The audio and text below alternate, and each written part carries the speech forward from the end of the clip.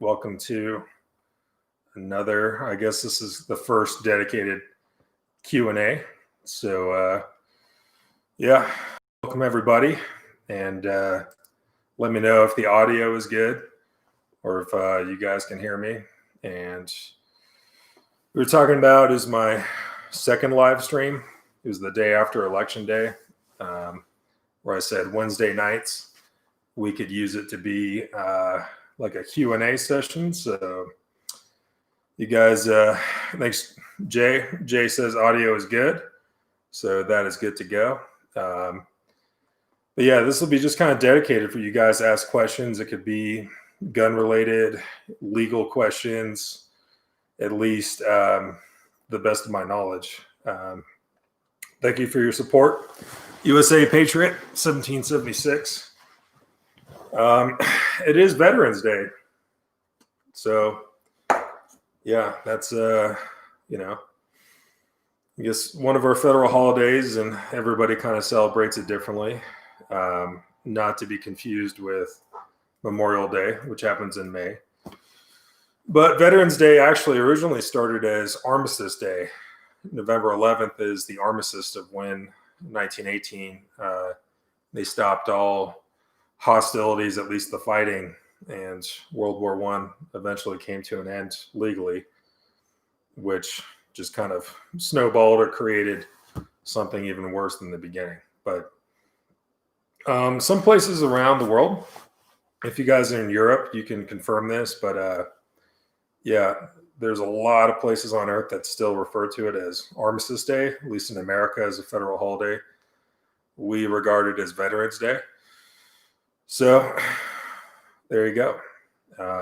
I'm just going to adjust the Zoom real quick so I can better see the comments. And then whenever we get some questions rolling, I'm just going to answer them. Let's see. Okay.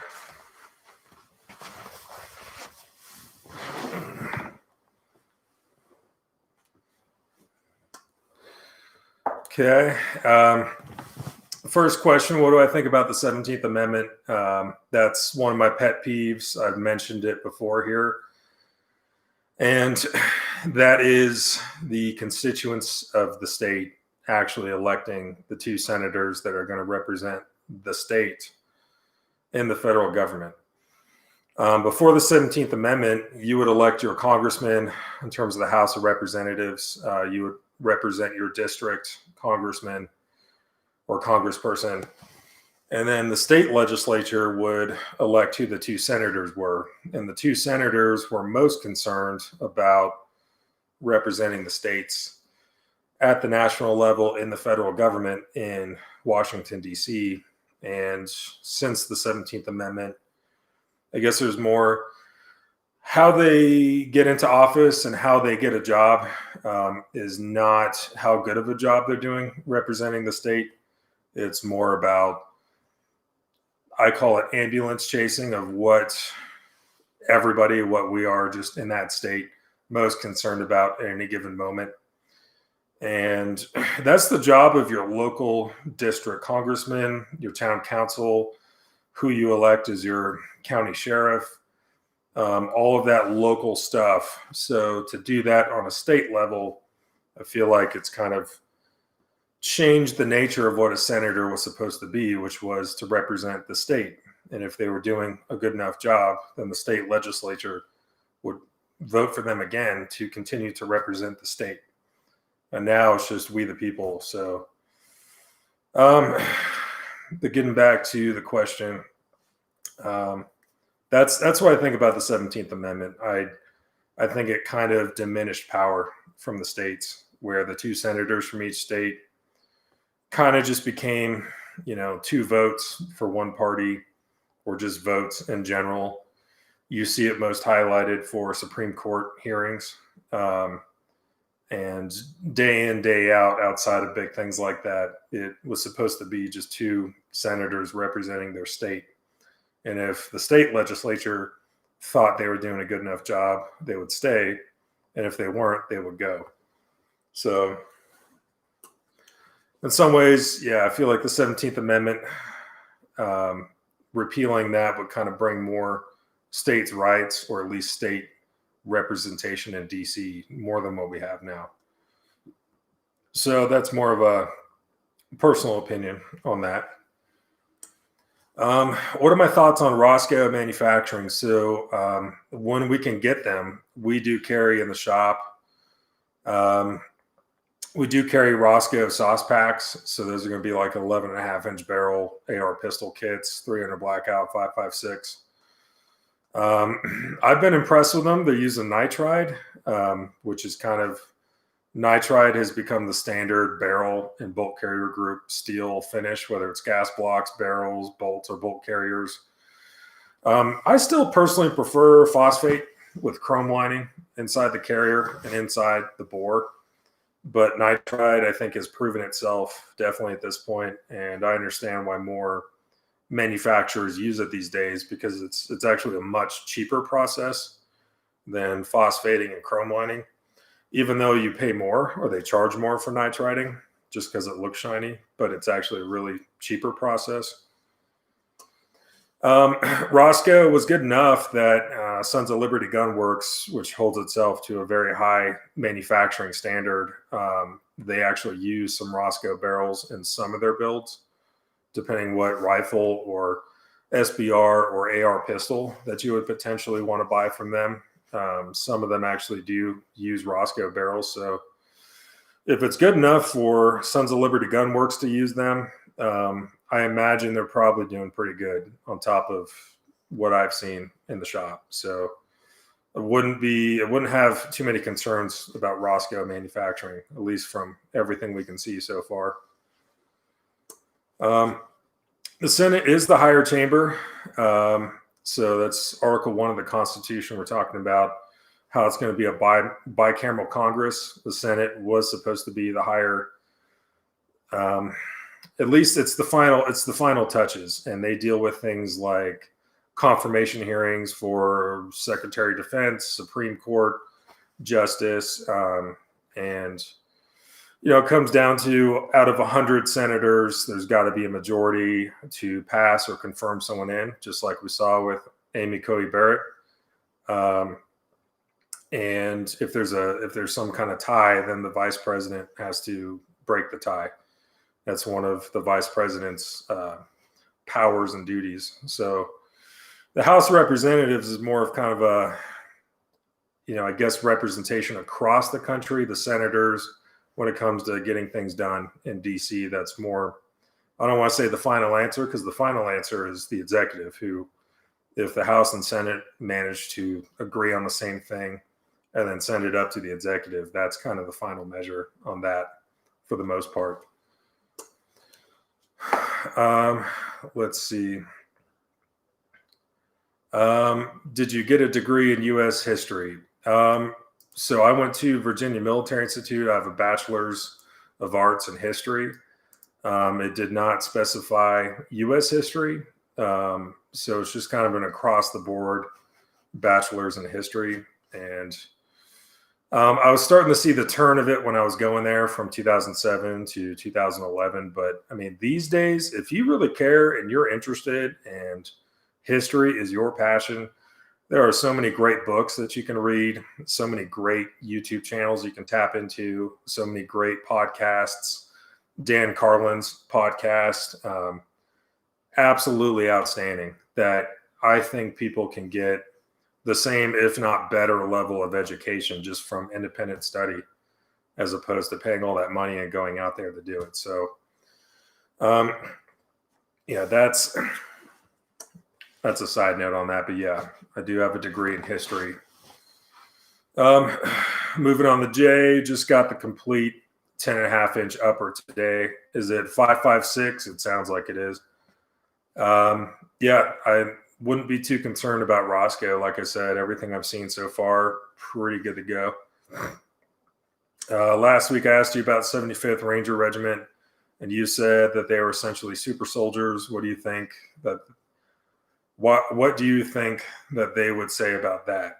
I think they would probably agree, because most of them had a RIP or a RASP contract, depending on when they joined, option 40. They went straight there, and a lot of people got weeded out. Some of them made it to Ranger Battalion. And then, moving into, before they pin on corporal or just straight up go to E5, they're going to go to Ranger school and get the tab, or they're not, and then they're out. Those guys are all pretty physically fit. Some of them are or were professional college athletes or professional athletes. And some of them, even if they didn't do that, they probably could be super physically fit compared to your standard, line company or battalion.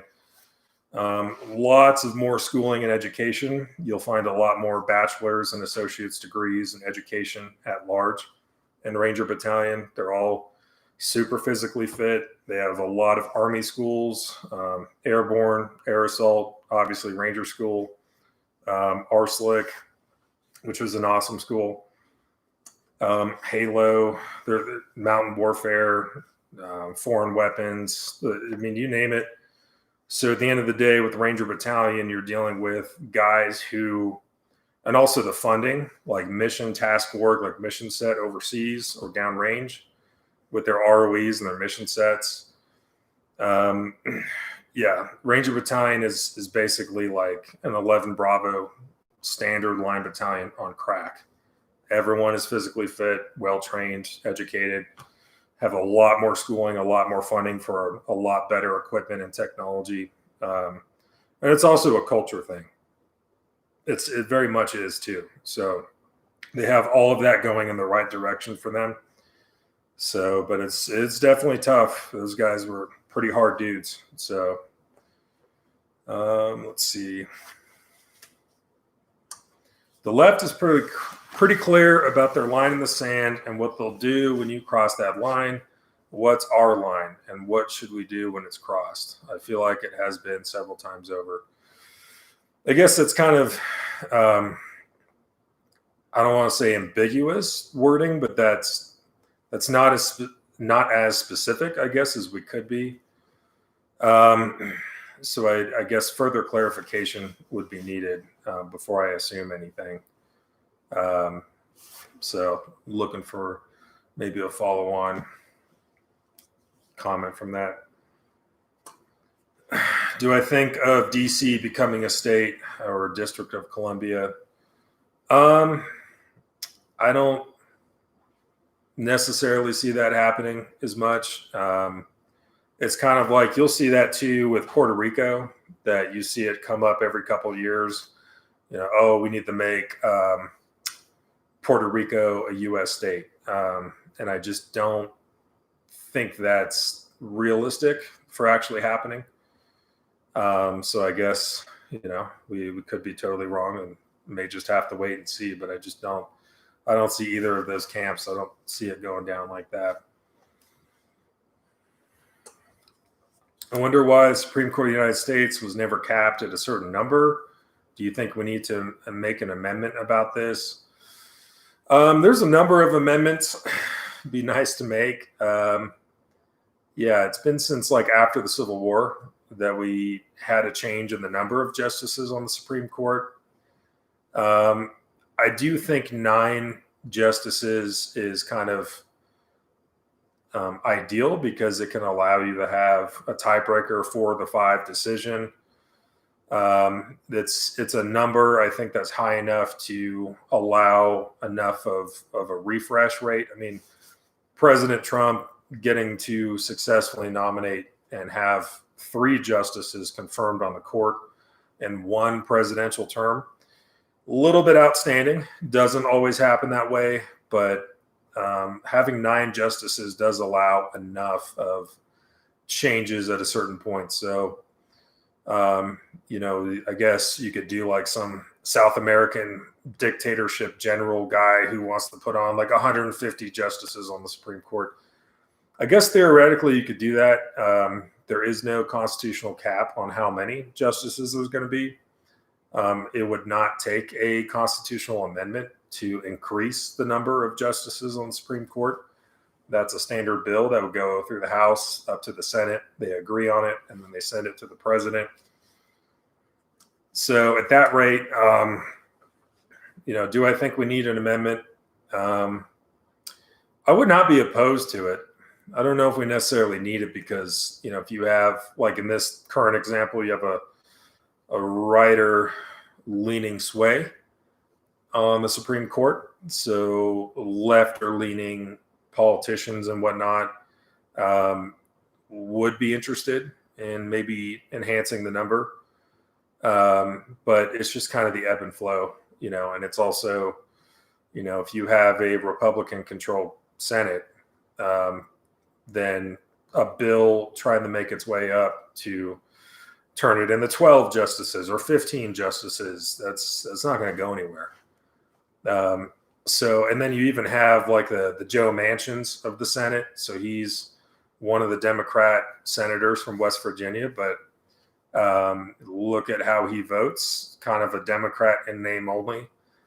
Joe Manchin was one of the guys who voted for Kavanaugh, despite the Democratic Party not doing it. So when you have certain people like that, and you're staring down the prospect of changing the number of justices, I don't see it happening as much. Should there be an amendment to cap the number of justices?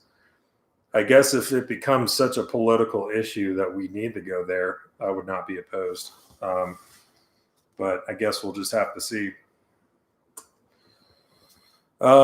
Kept it vague because YouTube is not keen on certain words, but basically, when is it time for us to fight? So I think the time is right now, and I want to be very specific about it. I'm talking about legal, peaceful, political options, of which there still is quite an abundance of. And I'm looking at our founding fathers who did just exactly that, but they were dealing with King George, who just kept clamping down to the point of throwing people on prison ships, just rotting away, never to be seen again, torturing and just imprisoning and taking people away for the worst offenders in his mind. They were taken back to England to face, a magistrate trial. Of course, they were going to be executed. Our founding fathers were definitely pursuing everything they possibly could to avoid it. And it just kind of became a certain point where it just bubbled over and there was kind of no going back after that. And after they signed the Declaration, a manhunt was on for all of them, which did not end until they won the war. So we're talking about dudes who exhausted all peaceful and political legal options to avoid actual armed conflict or some kind of rebellion or something. And despite exhausting everything and doing the best they could on their side, it just showed up in their lap. So I guess that's all I can really say about that I feel like, at least, and this, not to sound like, well, because I'm a veteran, but I do have to say, I think there's a lot of my fellow Americans who have not been in or been to combat, not done deployments or been in gunfights or been in some kind of shit show, that the prospect of, taking to arms or something like that seems like it's a tool that's kind of elevated in the tool bag, one of the first things they want to grab. But for anyone who's actually been there, you're like, no, we still have successful, legal, peaceful, and political avenues of approach. So I'm going to grab those tools first because they're still here and we can make shit happen with them, as opposed to like, let's grab that tool first, So that's all I have to say about that. As long as legal, peaceful, and political options still exist, which they certainly do, I don't see that being something anytime soon. But I'm also just kind of relying heavily on our founding fathers as a guide, I guess, to best answer that question. It may not satisfy everyone. It may not be, it's the answer is going to be clear as mud, but I'm just going to rely on the founding fathers to help answer that one, which I think there's a lot of stuff we can still do before we even have to think about getting crazy with the cheese whiz, just to put it lightly.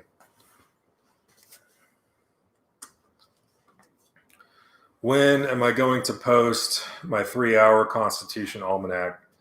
Um, this is one of those things when you are, at least in my case, kind of a lower level, or not as popular. I don't have like millions of subscribers and stuff, just kind of lower level, to the guys who do have all the views and all the subscribers. A decision has to be made. It's like, okay, I'm going to take X amount of time and energy and resources to put out a video that not a lot of people are going to watch it.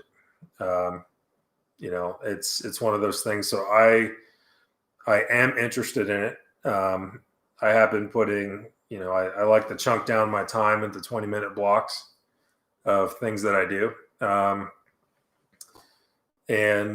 been kind of filling that time just doing the ground game to do a better Constitution video set than I did years ago. And I will do it. I know it probably won't get a lot of views, but it's something I care about and something I'm interested in doing. And that's going to be something hopefully in the next month or two, that I'll be able to actually get that hammered down. So I guess stay tuned for that. What do I think of the Army's new green service uniform? I think it looks great. So I do too. And I don't know why the Army ever left it, so that's something that just kind of over time it went back. And we had, when I was in, we had Sergeant Major Daly. And Sergeant Major Daly kind of unofficially, like, he had a lot of love from us in the Army and the soldiers ourselves. But he kind of unofficially became known as the uniform Sergeant Major of the Army, where he changed the PT uniform. We went through from ACUs to multicam to OCP, and then changing the service uniform. So it's like every major uniform we have just got, and he was pushing to make those changes, but also listening to feedback as well. So, in fairness, PT uniforms, big fan. ACUs, I was so glad we got rid of those. The service uniform, I'm not going to say it didn't really affect me as much. I mean, I only wore my service uniform, the actual dress blues, if you will, 3 times in the Army. And that was to graduate infantry OSET, to go to a wedding, which I did, taking a pass and did on my own. And then for Frank Barber's memorial service at the Post Chapel when he died. And those 3 occasions are the only 3 times out of 5 years active duty in the Army that I ever wore my service uniform, ever. For Marines, Air Force, and Navy, for like everyone else, that sounds shocking. But honestly, in the Army, you pretty much do everything in ACUs or OCPs. The main camouflage, or what used to be called the BDUs.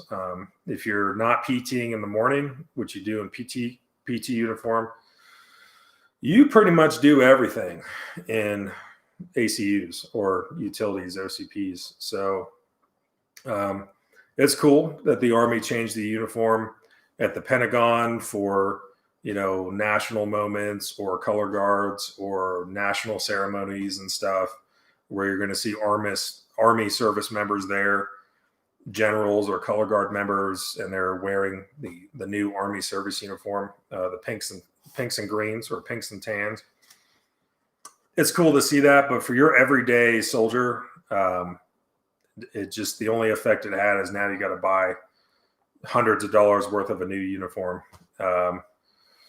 So I don't know. It would have been cool to hang it up next to my grandfather, who was in the Army in World War II, fought in the Battle of the Bulge, 1st Infantry Division, the Big Red One. And then my other grandfather, who was in the Army in Korea, also as an infantryman. It would have been cool to hang up my jersey next to theirs, if you will. And all 3 of them look the same. So I'm glad, I guess we finally got there. I guess that's my personal comment on that. But I think the uniforms look great. We should have never left them. And I'm glad we're back. And thankfully, it's such a big transition between active duty Army National Guard and Reserves, that you're going to see. I mean, the uniform situation in the Army is messed up, and it's going to continue to be messed up for years to come. Like National Guard and Reserve, if they even have a service uniform right now, that all of them have, it's not the new service uniform. So I don't know. I cared more about field problems, weapons, tactics, and deployments and downrange stuff. Uniforms, I honestly didn't care as much. Let's see. I love your almanac. Do it. Thank you. I love doing them. The almanacs tend to not get a lot of views. And for me, that's okay, because it's more of a record of, really just laying out the issues at hand. And maybe 20 or 30 years from now, people can look back. That's historically speaking, that was always really cool, of trying. Let's see real quick. Connection. It just said connection was unstable. So hopefully the connection. I know YouTube's been having some problems tonight. A little bit of a YouTube outage before I went live. And I was actually not sure. I wasn't going to go live until I knew that was at least appeared to be fixed. So you guys let me know if we're having problems in terms of connection. But yeah, the almanacs, I think they're cool. Like I was saying, studying history, and wondering when a big historical event was going down, you could read the newspaper, you could see what politicians were saying in speeches about it. But when you really wanted to study, what was the everyday common man thinking about this as it was going down, depending on what period of history you're studying, you may not have a lot to really uncover or work with. So I think even though the almanacs don't get a lot of views, I think their importance might matter more later, like years later, decades later, perhaps. And for those of you who watch them when they come out and, thumbs up and comment, and you guys like hearing them, that's awesome. And I'm glad that you guys do.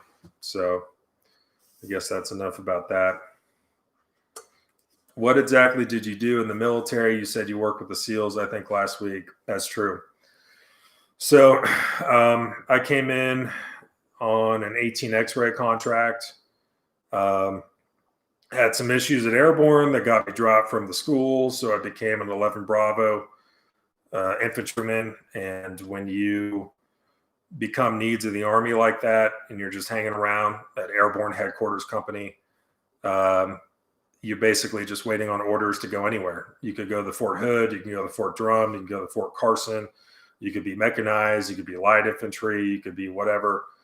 And I got sent to Fort Polk, Louisiana. I didn't even know that place existed. Apparently it's like the smallest active duty Army installation that we have.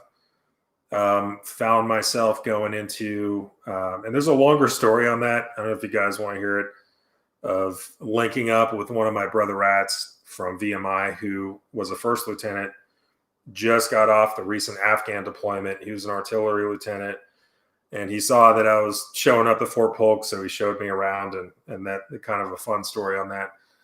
But I found myself going to 389 Cav, which is a cavalry squadron. But in a cavalry squadron, it's all Cav scouts. But typically, the Charlie troop, the Charlie company of a Cav squadron, it's all infantry, or the vast majority are infantry. In our case, it was all infantry. It's going to have a sniper section, a mortar section, and 2 reconnaissance platoons, broken down ideally, if you have enough personnel, into 3 reconnaissance teams of 6 to 8 man teams. That'd be a heavy reconnaissance team. But I did dismounted reconnaissance, basically the modern big Army version of long range reconnaissance patrol these days. So did the Afghan thing from 15 to 16, did Iraq from 17 to 18. The last 2.5 months in Iraq, we went to a place called Haditha, and we basically were just there as extra muscle, running their generators, kind of working with them. And it was cool. We liked it because we could wear whatever clothes and shorts and stuff we wanted to wear, grow out beards, do whatever. So for a standard infantryman, at least a reconnaissance dismounted scout in the reconnaissance community, that was, or at least from a standard 11 Bravo standpoint, that was like really cool.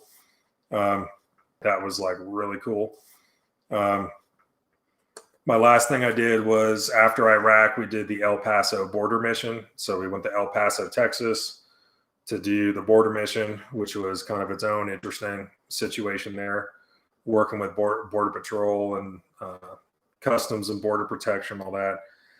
And then pretty much got right off the border, barely had enough time to properly clear it. And then I got out of the Army just about almost exactly a year ago. So that's what I did in the Army. I was a machine gunner, a reconnaissance team, assistant team leader, ATL, was the rifleman for some of that. Got to go to the RSLIC, Reconnaissance and Surveillance Leaders Course at Fort Benning. That's ran by 4th RTB that runs the schoolhouse. It was a really awesome 1 month long, very recon heavy school. That was there was definitely some tough moments there, but it was also really, I learned a lot. It went really in depth with a lot of hardcore dudes. And I'm talking Charlie Troop guys like me, Lurs Company dudes, Ranger guys. There's Marines in there too. It was taught by the RIs. It was definitely the best school I think I did in the Army, hands down. So yeah, that was pretty cool, doing spies and fries, fast roping. And then spies is like you put on your spies harness, you all hook in to a cable on a UH-60 or airframe.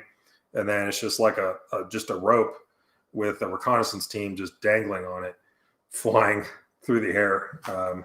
It's pretty awesome. So that's what I did in the military. Got to the rank of, got promoted in Iraq to corporal, lateral promotion from specialist, picked up E5 when I got back. And that's how I got out as an E5, a sergeant. So that's what I did in the Army.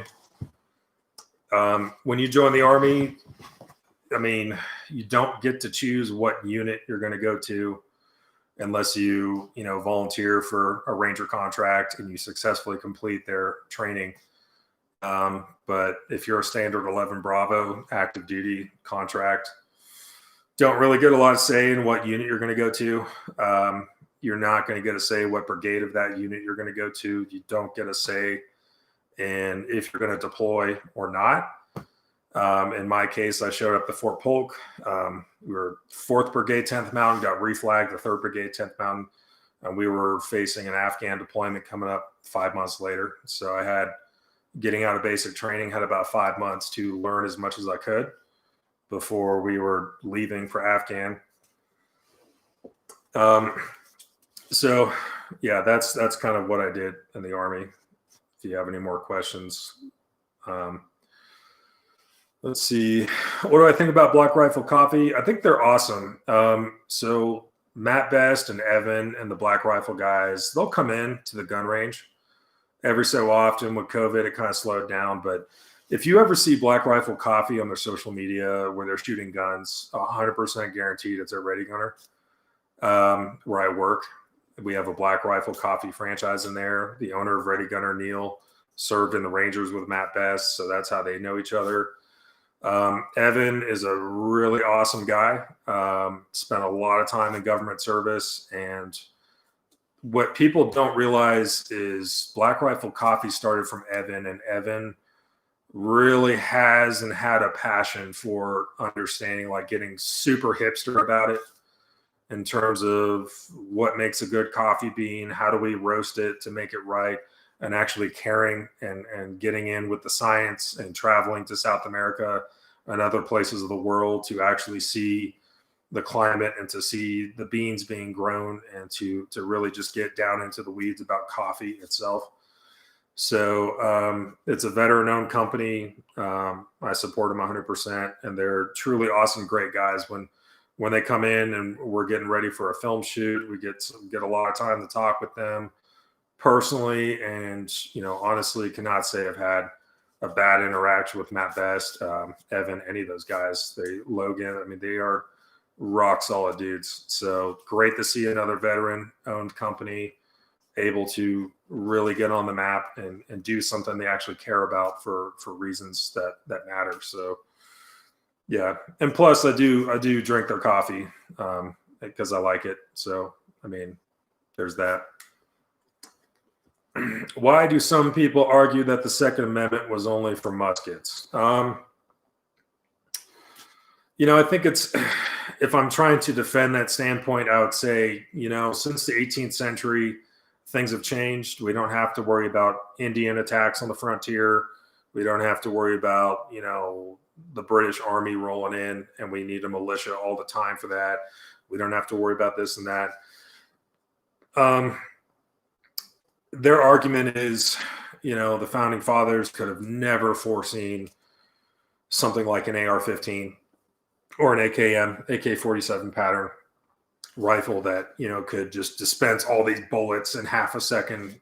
Was it Kevin Ghost Gun DeLeon back in California, just 30 caliber, 30,000 rounds a second ghost gun thing. And my rebuttal to that is, the founding fathers a lot of them were scientific men. They were reading scientific journals fresh off the presses of their day. Some of them were on the forefront of science between surveying, sharecropping, or rotating crops for different seasons and types. You had Benjamin Franklin that was, working with electricity and other inventions. I mean, these were guys who, some of them were on the forefront of understanding that science was going to change, and they were helping change it. They didn't know that Twitter, YouTube, Facebook, social media was going to happen, but they still inherently wanted that right of freedom of expression or free speech, which later became freedom of expression. They wanted that. It was a timeless virtue, if you will. So, maybe at that time, the First Amendment was a street corner rant or a published, scathing letter in a publication or a newspaper, or written correspondence, between friends. But the first, so I don't think that argument really has any actual definitive arguments that I mean, even being devil's advocate, it's really tough for me to try to argue that. So I think it's people who are trying to ban guns and coming up with something that at face value seems like a relatively okay argument to make. It's people who are either confused or don't really understand or don't look past the Second Amendment and look at the other amendments. I think it's either an argument that's just completely dumb or it's disingenuous, and I don't really have time for either. So, let's keep going. Have you seen the Army's MLRS rocket artillery system? I heard it's pretty crazy powerful. Not that, and if I saw it, I don't know. We had a lot of traditional 777 and self-propelled artillery in Iraq. We also had the HIMAR rockets, which are pretty fucking rad. But I haven't seen that system. Josh Caldwell, hey, Big Daddy 389, what's up, dude? Yeah, Caldwell, one of my Army buddies from Charlie Troop 389, 310. So how are things going over there? I'm sure they're going awesome. Let's see. I've heard that there have been more than 5 million new gun owners this year. This should do heavy damage to the gun control movement. I'm going to say yes and no. The no part of that, I would say, is how many people during the riots and COVID and staring down at least the attempt for another assault weapons ban, how many people are going to buy these guns or have bought these guns in 2020, and it's just going to sit in the closet and they have like 2 boxes of ammo and 1 magazine for it. Maybe they shot it once at the range after they bought it. They called it good. It's just sitting there for years.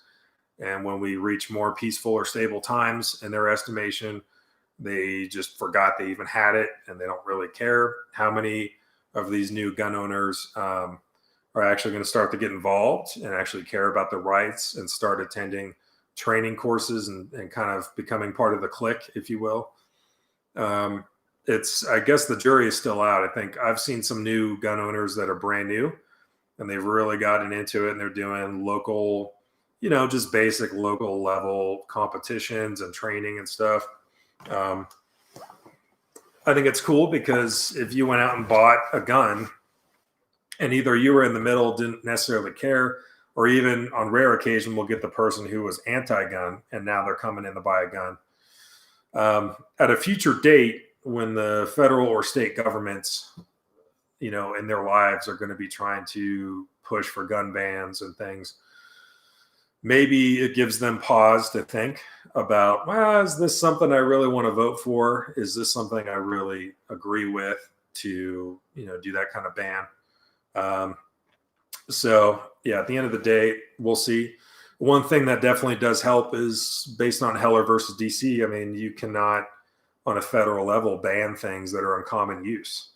Recently, we've seen that just be the absolute spearhead torpedo crushing California's, high capacity magazine ban. You can't ban something that is in common use in the rest of the union. So the more guns, the more AR-15s, the more standard capacity magazines, the more of that stuff, the more pistol braces, all of that's out there and at least commonly owned. It helps fortify that argument of hey, this proposed assault weapons ban does not make sense because you're trying to ban something that's in common use. And after 2020, with all the guns that have been made and sold, it just further extenuates the argument that hey, these are in common use. Look how many numbers of people own these guns. So that would be the solid yes of helping kind of curb the gun control movement. But I guess we'll just have to see. Let's see. What do I think of the 5.45 by 39 round versus 5.56? So the 5.45 by 39 is the chambering for the AK-74 pattern of rifles. Not as common as it used to be here in the United States. I remember as a kid, you could buy Spam cans of that stuff for pennies on the dollar. These days, you'll have to go to Winchester metric line if they still make it, white box, some Hornady. Maybe they make some steel case match rounds for it or something, S&B or some other stuff. But at least on this side of the planet with our importation laws and everything, you generally won't see it as common. Ballistically speaking, I think it is a pretty impressive round.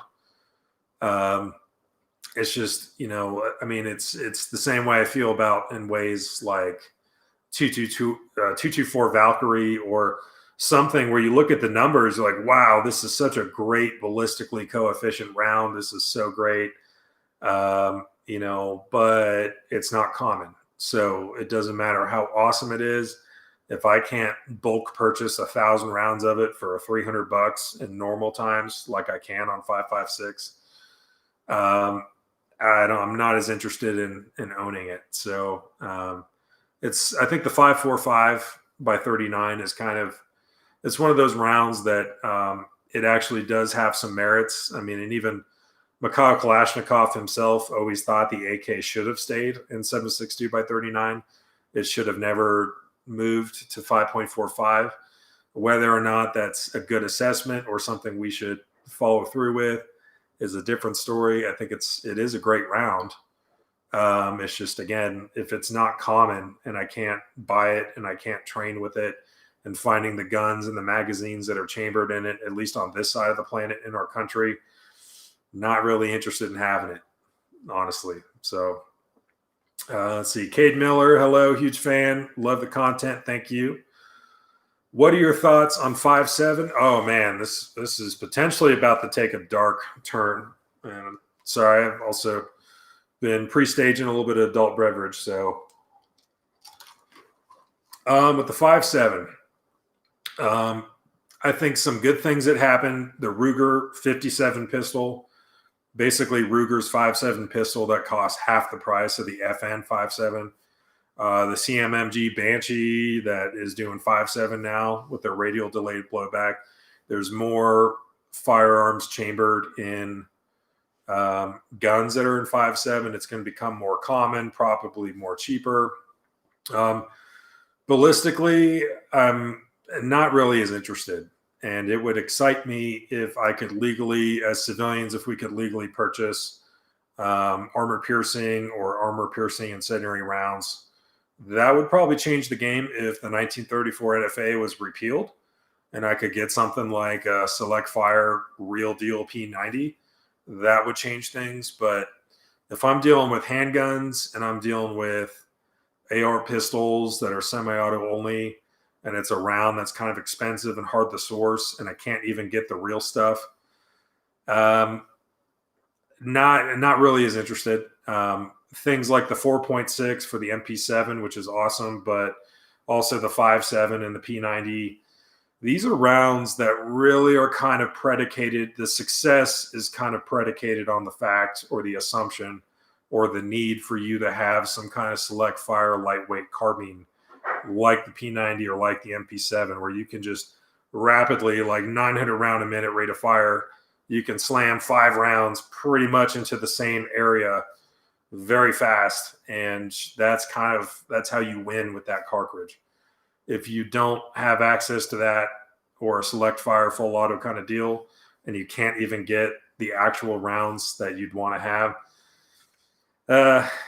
not as interested. Some guys, I have one guy who has a 5.7 pistol, and he goes coyote hunting with that thing. It's like, hey, if you have a very niche, special, cool guy purpose for it, that's cool. But I'm just not for cartridges like that, super small diameter, very high velocity, kind of want and need that high rate of fire, full auto carbine or MP7 kind of thing that's going to sling it. And if you don't have that, it's just kind of, I don't know, I guess it's cool, but it's not something I'm interested in. When I can do stuff with 9mm or 5.56 AR pistol, that would be better in more ways than one. So there we go. Do you know where I can find some military brown tip ammo? I do not. I'm sure somebody somewhere has it. It was, we would shoot that stuff. We would have our ammo holding point at the range. Our numbers were very tight in terms of how many rounds we were given from the ammo drop before the range even started to how much dunnage or spent brass, and then on rare occasion live rounds that we were having to give back because we didn't shoot it all. We would always keep very tight math on that. Maybe some units at some places, somebody sneaks out with, a magazine here, a magazine there, and now they have 400 rounds of it and they're trying to sell it on the private market. So I honestly don't know. I don't have any. I don't know where I would get it. I'm not near a military installation, so I don't know, dude. What are your thoughts on this whole election shit? I feel like it was a clusterfuck and that they were very unorganized. I think a lot of, let's put it this way, if your mindset is that there was some kind of fraud on such a widespread scale between all 50 states and U.S. territories, if you're of the opinion that this election was stolen or something, if you're of the opinion that there was some hokey pokey going on behind the scenes of messing with stuff to a point that would change the electoral map and change a complete victory, what I'm about to say is probably not going to make your day. But then again, it's 2020. Everybody wants to hear what they want to hear. The thing is, Trump voters, or those who were going to vote for Trump, were most likely to vote on the day of the election in person. Even if it meant filling out a ballot and then dropping it in the box on the spot, they were going to do it the day of, on election day. Those who were more inclined to vote for Biden, most of those votes were mail-in or absentee ballots outside of military votes that were coming in from overseas and everything else. So the reason why this is going to matter is because some states, by their state law, they have to count the in-person votes that happen the day of first, and then they count the absentee or mail-in ballots after that. and they don't start counting before election day. So election day, other states, they will vote, they will count the mail-in votes first, and then they'll get around to doing everything they got on election day. So, some people I've seen, or some people I know, they're like, oh man, I went to bed and Trump was winning in Pennsylvania. It was so great. And then I woke up and then Biden had like several 100,000 votes that came out of nowhere. What happened? What happened was that state votes their in-person election day stuff first. And then it's like, okay, we have this. Now let's start counting the mail-in stuff. And again, guess who primarily was doing the mail-in ballot? Mostly Biden voters or people who would vote that way. So I understand where it's like, if we don't understand how these states' laws work, we might go to bed thinking everything's cool and wake up the next morning like, what the hell happened? But if we actually look at each individual state's laws and we look at the voting behavior for those who were primarily voting for Trump versus those who were primarily voting for Biden, and looking at each state's laws, it makes sense to me. Yeah, you can do, the president does have the legal option to file lawsuits or contest, or at least, make a recount happen. Some state laws like, hey man, if you're losing by 50,000 votes, we're not going to do a recount. But there are legal remedies that he's entitled to entertain and pursue and see what happens at the culmination of those challenges. But no, I don't think, some people talk about it as almost like some DNC operative or some Russian KGB agent, was secretly, standing behind the ballot box at every single voting place in every single county and every single state in our country. It's like, man, it kind of is what it is. Historically, when there's a recount, there may be a difference of 2 to 250, maybe 300 votes out of tens of thousands. So, I mean, if Trump, let's say, it lost or appeared to have lost in a state with a margin of 15,000 votes, it's like, dude, we can recount this, but it's not going to change what we're looking at. So I think that's kind of, that's my opinion on it. I think there's places like China and Russia, some people within our country, that they actually do not necessarily really care who wins. They just want it to appear to be fraudulent or illegitimate or make us fight each other to deconflict and destabilize. And I'm just frankly not going to buy into that shit. We have a process. We can definitely argue at 2020, with the technology and everything we have now, probably going to be one of the more streamlined elections that we've ever had in our history, just technology being better than it's ever been. This one was different because of COVID. There was a lot of mail-in votes. So, I mean, there's potential factors there, but I'm not willing to entertain the idea, like, oh, it was a total fraud or whatever. I mean, ideas like that being fueled by people who don't even care who wins. They just want us to be divided and conflicted. So looking at the actual data, looking at the actual laws, looking at how the states actually count their ballots and how that goes down and how our election process is. I don't think there's any smoke and mirrors or weird stuff going on. Definitely isolated incidents. You may have a poll worker here and then a couple states over, a poll worker there that was kind of going rogue and doing something.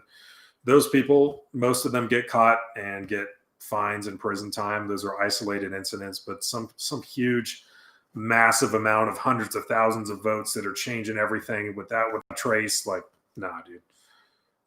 So that's at least my opinion on that. I think we probably need to get rid of a lot of those import laws. I think so too. There's a lot of import laws, like 40, what is it? 922R compliant, where, an imported or an AK parts gun needs to have X amount of US produced parts on it. When that was written, that was not out of some pro-America standpoint of like, hey, let's buy American, let's support American manufacturing. So therefore, you need to have this many American-made parts on your gun. That was passed at a time when the AK US market was non-existent, where there was not a lot of companies making even AK accessories or anything. So it's like, hey, this will be a way to prevent anyone from having this stuff. Is we're going to make 922R, so a certain percentage of US made parts need to be on the gun. And by the way, there's no companies making these parts, so you can't really have it. Boy, has that changed. In 2020, the US AK market changed. In 2020, the US AK market has never been better, where you can actually get a fully US produced AK pattern, AKM. Palmetto State Armory with their FN barrels they're including on them now, pretty impressive. We've always had Rifle Dynamics, Krebs Custom. I mean, there's Krebs Works, or why can't I think of it? But there's the US AK market is so different now. So, but yes, going back to import laws, I think they do need to go away. Let's see. Let me catch up on some. I need to stop being so long-winded. You guys have been blazing ahead. 300 blackout or 5.56 green tip. I would change that because I absolutely hate green tip, like a lot. I would go the 5.56 XM 193. If you have a 16-inch barrel or longer, XM 193, 55 grain full metal jacket, that is going to be everything you're going to need it to be. 300 blackout, if I was predicated on the assumption that I want to do a short barrel SBR or AR pistol, it's going to have a suppressor on it, and I only care about doing 100 yards or less, then I might be interested in 300 blackout.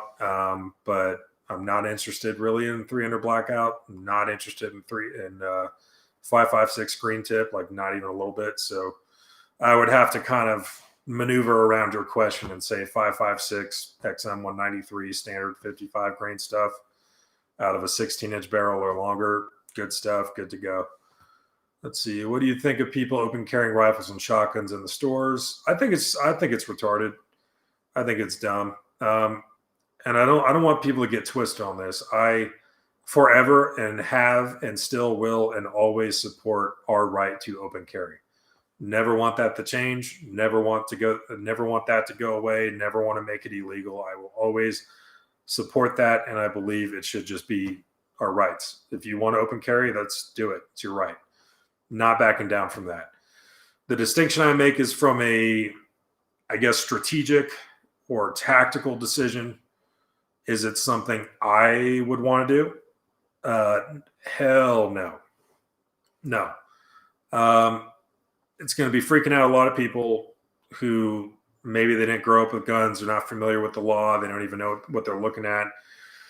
And I don't really care about them as much as I care about some Karen is going to call 911. And now it's going to become this huge incident. And, our law enforcement, police, like they have like real shit to do.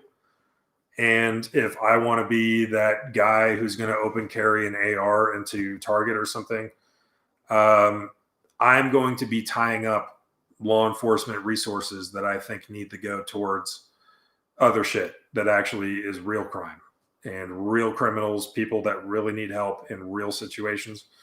So I don't want to cause a second and third order effects of tying up emergency services and law enforcement for, it's going to inconvenience my day. They're going to let me go and everything's going to be fine. But for the whole time, it was just a whole bunch of drama. I'm not looking for attention. It was a whole bunch of tying up emergency services and resources that didn't even need to happen when other people needed that or could have used that. And also just tactically speaking, it does not make sense to me. Why would I broadcast to a potential active shooter or criminal who they need to kill first? Why, like, what the fuck kind of sense does that make to me? So that just says me. There's value in just going about your normal day, having a concealed pistol on your person, having a long gun in the truck while you're, in the grocery store or whatever. So if anything got bad enough, you have something else to deal with it. There's value in doing all that without causing any ripple effects at all. My mission is to stay in the background. I'm just hanging out. You don't even notice me. I'm not even important or special. I'm just here and I look like everyone else. Until things are getting a little different, you may see me come out of the shadows. But in the meantime, I'm just interested in blending in for the reasons I just said, if that makes sense. Favorite pistol round is going to be the 9mm, which I know sucks. Is really hard to get to right now. It's hard to find. Prices have temporarily gone up. If this was like 2000 or 2005, my answer would probably be different. But with the advances we've had with propellants, bullet design, and ballistic technology and cartridge construction, the 9mm is going to be everything you're going to want out of a pistol. Lower cost of training, the most common type of ammo when we're not in the middle of an ammo apocalypse. More rounds in the magazine, the least amount of recoil. There's so many reasons I can point to why 9mm is my preferred. So there we go. We really need to repeal the NFA, the 1986 Hughes Amendment, guaranteed. Absolutely agree. At least for the short term, seems to be nothing we can really do about it. I'm going to take a pause real quick. Let me just double check here. Miss Texas is supposed to be home pretty soon here. Let me see. Okay. Sorry for the pause. If you guys want to spend 1 minute, just go take a break, grab a drink. I'm going to deal with this real quick. Just give me 1 minute. But I'm committed to be here at least another hour, 2 hours. We'll see how we do. Just taking a minute to refresh on your beverage. Be right back. Let's see.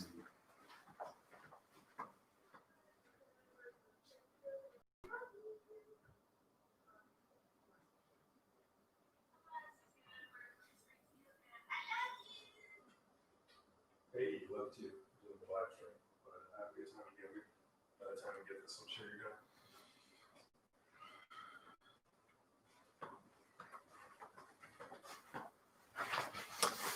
Okay. Sorry for the pause, guys. Everything is good. Hopefully you guys got another drink, and let's keep rolling. So yeah, really need to repeal the NFA 1986 Hughes Amendment. Agreed. We talked about that previously. Hopefully we could find a way to get there, but we will see.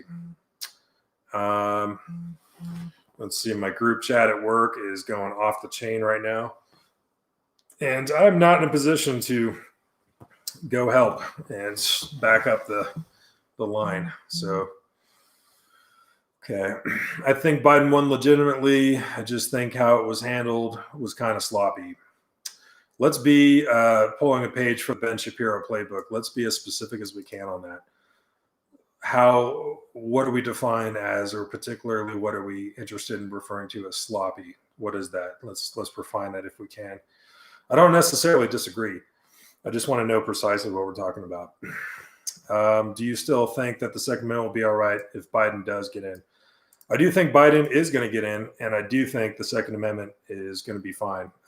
And that's not, I say that cautiously because I don't want people to just kind of fuck off and not care anymore. Just like, oh, okay, well, whatever, just not pay attention. I think we're going to be in a position when you have the Senate and the Supreme Court. I don't see anything making it to Joe Biden's desk for him to even sign. And even if it did, I don't see a favorable outcome for them when it goes to at least the federal circuit court, or even worse for them, the Supreme Court, because, I think there are pretty intelligent and shisty kind of actors on the gun control side of the house that do understand. They are intelligent. They do understand that they need to be cautious about what they do, because with the Supreme Court and the federal courts, the hundreds of judges that President Trump put in over the past almost 4 years, they need to be pretty cautious about what they're doing. And I think, some of the castle kind of crumbling down, the first indicators, the pro-gun rulings we've had in California, the Ninth Circuit of all places, with Judge Benavidez. Like, it's there's a lot of reason for concern if you're on the gun control side of the house, especially with how many brand new gun owners, millions of them that we just welcomed into our ranks in this past year. So, um, I think we need to be ever vigilant about the Second Amendment, but at the same time, I'm not as concerned. Like my nightmare scenario was the blue wave, the total blowout, the House, the Senate, the executive branch. Let's pack the courts, and now we can have the judicial branch as well. And now that that is not going to be the case, I'm still always watching. I'm still concerned, but I'm definitely not as worried as I was, let's say, 2 weeks ago. All right, let's see. Let's see. I got to get caught up. I feel like if or when Biden tries to get the Second Amendment taken away, that will cause civil war. I actually don't think so. And part of that answer is going to be predicated that I don't think it's even going to get there in terms of him being able to do much of anything with the Second Amendment. Maybe he'll end up like Obama, where he actually expanded Second Amendment stuff in terms of concealed carry in national parks, national forests, greatly enhancing the number of AR-15s and gun owners out there. Let's see. Totally agree with you on the election shit. Thank you for not being a one-sided prick like some people do and trying to force your opinion on the people. Thank you. Well, you're welcome. I think, I said it before, but my enemies are overseas with the Taliban, Haqqani Network, ISIS. My enemies they're not my neighbors. They're not you. They're not we the people. By and large, for the vast majority of the most part. So I think it's everyone's entitled to opinion, whether they served or not. We're all in the same aircraft. We care about it not crashing and who the pilot is at any given moment. So, I think there's a lot of people shouting down or trying to shame people or calling someone this or that, just trying to shut it down before free speech or debate can even happen. So, I just want to, everything that is, I don't want to be that. Why do people downplay the M4, M16 rifle reliability? I think there's a multitude of factors. The first one being when the M16 first got started in Vietnam, there was definite and legitimate reliability problems. A huge component to that was the fact that the Ordnance Department had all of this surplus ball powder on hand from the M1 Garands and the M14. But the AR-15 with its internal piston design, or what we by slang incorrectly call it direct impingement, it needs stick powder. It's a different type of gunpowder for that kind of gas system. And Eugene Stoner himself said, "Hey, I know you guys are trying to be a bunch of bean counters and pinch pennies, but you cannot use ball powder in this design. You have to use stick powder in the ammunition you're going to produce and supply the troops in Vietnam. If you use ball powder, you're going to have a bad time." And the Ordnance Department, and for some reason to this day, nobody went to prison for this. Nobody got set up on charges for this. No one even got fired for this. But they decided to load 223 ammunition with ball powder. End result, drastically increasing the cyclic rate of the gun to the point that while the gun was still under pressure and the brass was still like vacuum sealed to the chamber walls in milliseconds of firing, it was simultaneously unlocking and attempting to extract. So there was a lot of ripped off rims and broken shells, and that's where you see the photos of the dudes in Vietnam, almost like Civil War status, with a cleaning rod kind of taped underneath their M16 for not if, but when that thing was going to jam, they could just start shoving out the broken shells. Also did not have a chrome-lined bore or chamber. Not a good thing to have in a jungle environment. But the primary problem was the lack of cleaning kits as well. They didn't have any cleaning kits. Some of them were even told, "Oh, it's a new modern space-age rifle. You don't even need to clean it." Definitely not true. When you're using, you do need to clean it, but the AR-15 is very reliable with ammunition that's actually designed for the gun. Quality components, quality magazines, even in dust and sand, you will see a lot of reliability out of an AR-15 design. But at that time, they were not working with that. Thankfully, the M16A1 came out, corrected all of those issues. They had cleaning kits, they had chrome lining, they had, like, gee whiz, the right ammunition for the design. and all of a sudden that gun was rocking and rolling. And interestingly enough, you might find Vietnam veterans that if they hate the M16, they were probably old school. Their tour that they did in Vietnam was probably right at the beginning when they were just getting the M16 Echo 1. Then you'll find Vietnam vets who loved them because they showed up after about 67 when the M16A1 rolled in, and they were good to hook. So I think that's honestly, probably where a lot of that mystery comes from, is the Vietnam debacle, which was unfortunately kind of a self-generated failure. But those who work on guns, those who understand firearms, who have a lot of experience on other guns, who have used weapons in a combat zone or austere conditions, we know what an AR-15 can do, that it is reliable, very much so. Another thing is shooting blanks, like for field training and stuff, historically not very reliable.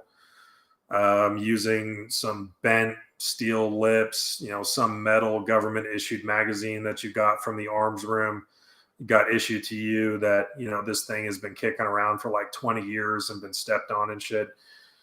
Yeah, you're probably going to have some reliability problems, and it's probably not really the rifles as much as it's the magazine. So there's other little things like that. But if you deal with people who actually work on or deal with guns all the time, AR-15, quality ammunition, quality magazines, quality rifle with quality parts, that thing is trucking. Let's see. Feel like it's because of the war shit and people think that they have to be clean 24/7. Yeah, we just talked on that. I think both are great rifles. Let's see. Have had a chance to handle M16, not an M4 though. Okay. I'm really cheering on Trump. He has really delivered on judges. This will pretty much be his legacy, and it's awesome. Yeah, I mean, his legacy is going to be full of a couple things, but one of them, at least on a positive side, is definitely going to be judges, at least if you're more conservative leaning. What do I think of Amy Coney Barrett?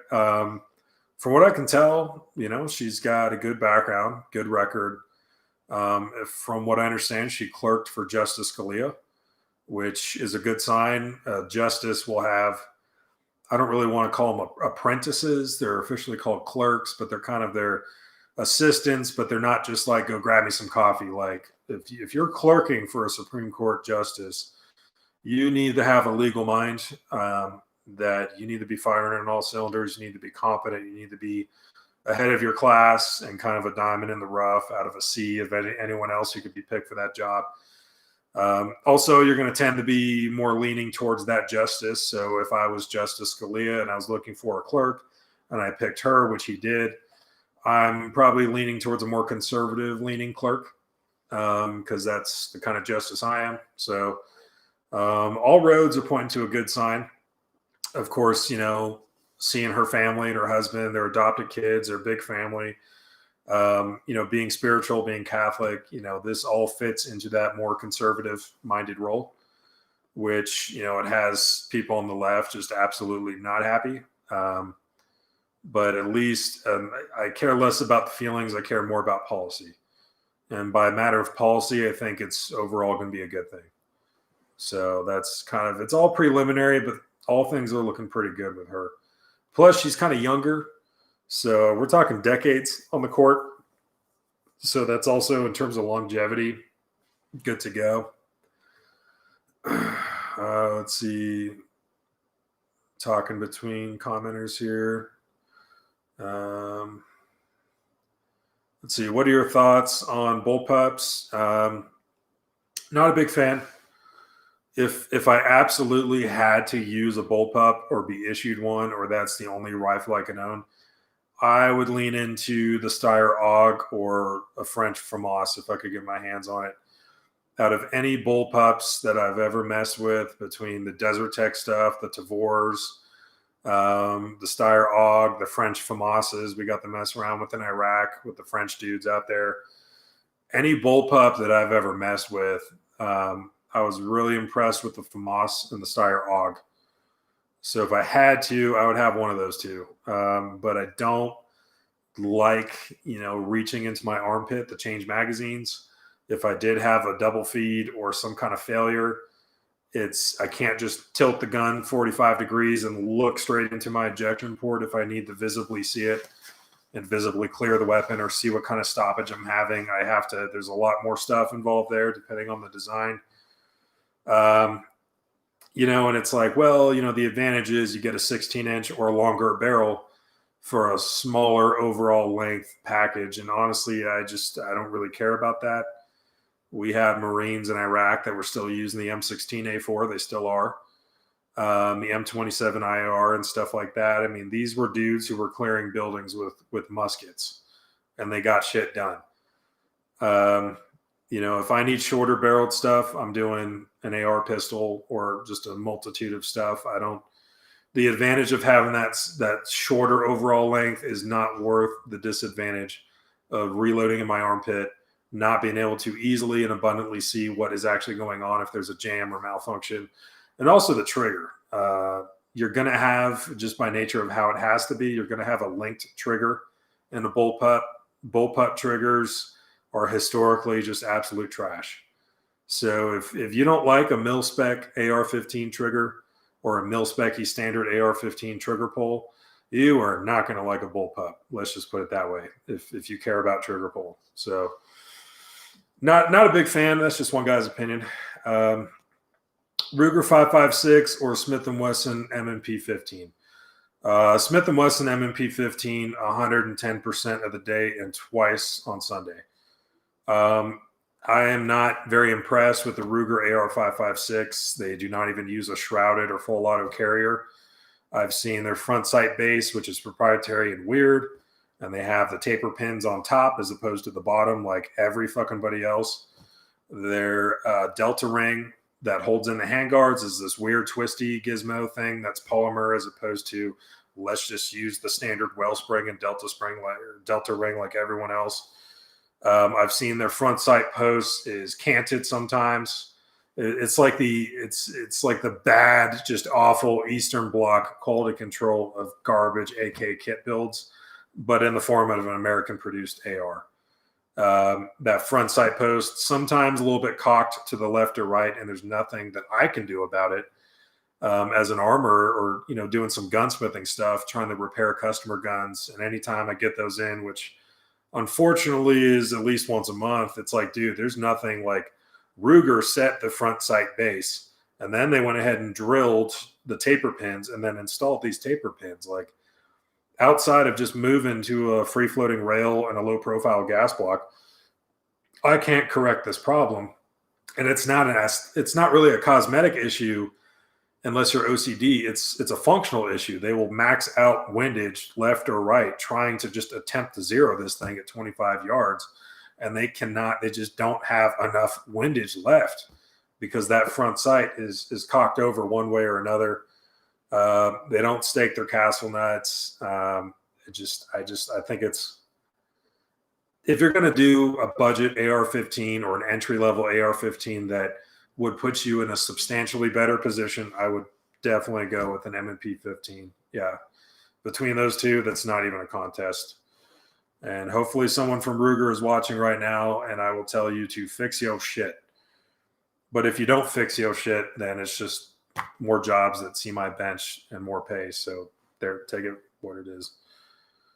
Do you do any long range shooting? What is the furthest you've ever shot? Furthest I ever shot, at least stateside, was like 700 yards.